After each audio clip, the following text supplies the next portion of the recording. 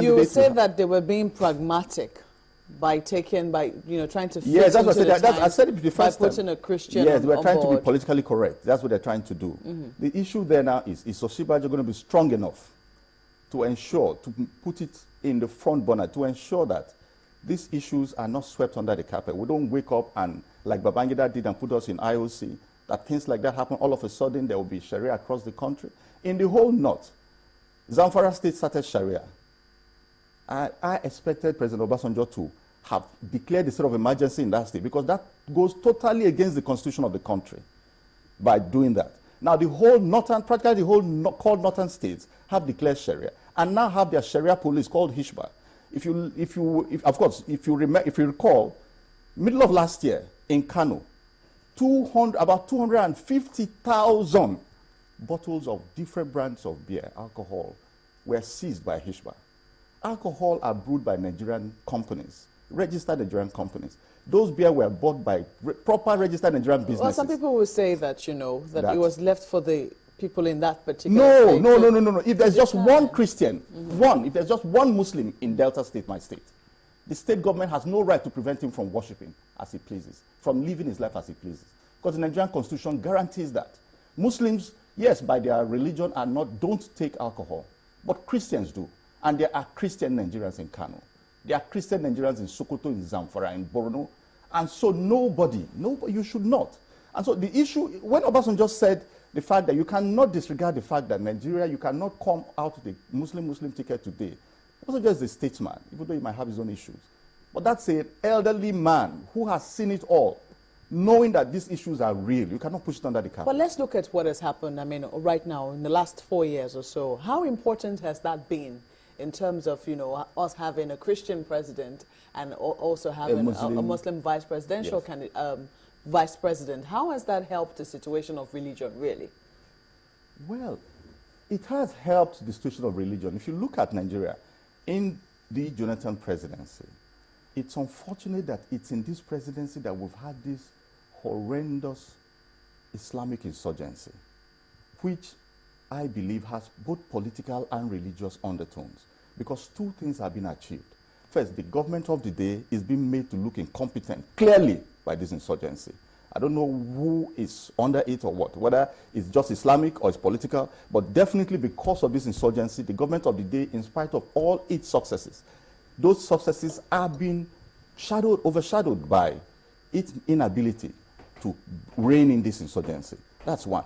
Two, the Northeast has practically been cleansed, religiously cleansed, to a very large extent of Christians. So that is a plus in the Islamic agenda, if not in Nigeria, in the general international Islamic agenda. But some people will say it happened under a Christian president. That is what they would say. How did that help? You see, there are two different, there's something about the president, this president. When Obasanjo was in power, and the OD massacre and the OD issue happened when they killed policemen, Obasanjo sent in soldiers to go and take out a military act in that place to ensure that it didn't happen again. Now, that, if you remember, the people of OD have won the president, have won the government of Nigeria, even at the Supreme Court, and they have been awarded billions of naira as compensation. Because what happened was not right. A few youths killed policemen. Those youths should have been looked for. That's it. And not level the town. Okay? Even Zaki Biam, the same thing happened. This president is not going that way, and everybody is holding it against him. But that's the right thing to do. You are supposed to declare state of emergency. You are supposed to declare military action in that place, and the army are in charge in that place. If the president, if you remember in Burma, when the former chief of army staff, Ihejreka, acted like they did in Odi, practically leveled Burma, went after Boko Haram in such a devastating way. Many people have told me that that's what the president should do. That they should just close their eye and go to the northeast and you can finish the whole place. And he's not done that. And people now hold it against him. It's not really, it's the person of the president, a more law-abiding person, somebody who wants to go by the rules of the law and wants to do things properly, consult properly, mediate properly, negotiate with the people, try and bring peace in a way that will cause minimal damage.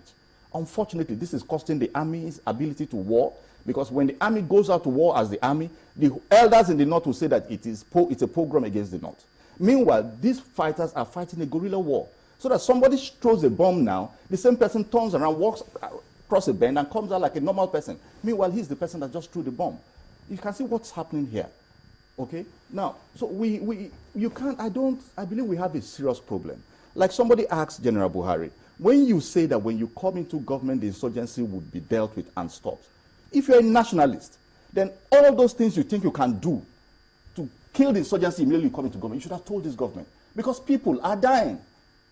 People are dying. And there's responsibility on every Nigerian, especially statesmen, to join the American government. When September 11 happened, both the Democrats and the Republicans worked together to go against terror, to ensure that this thing was delivered.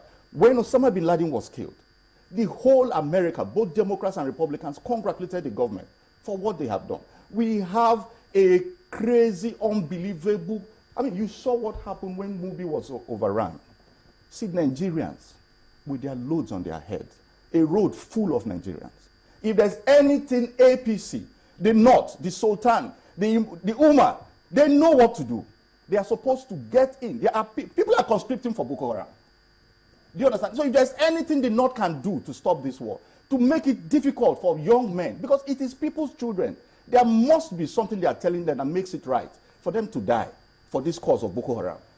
Somebody is supposed to also tell them that this is wrong. That this is wrong. And it is only those they respect that can tell them that. Do you understand? If there's anything Buhari can do to stop this war, then he should have helped this government to do it.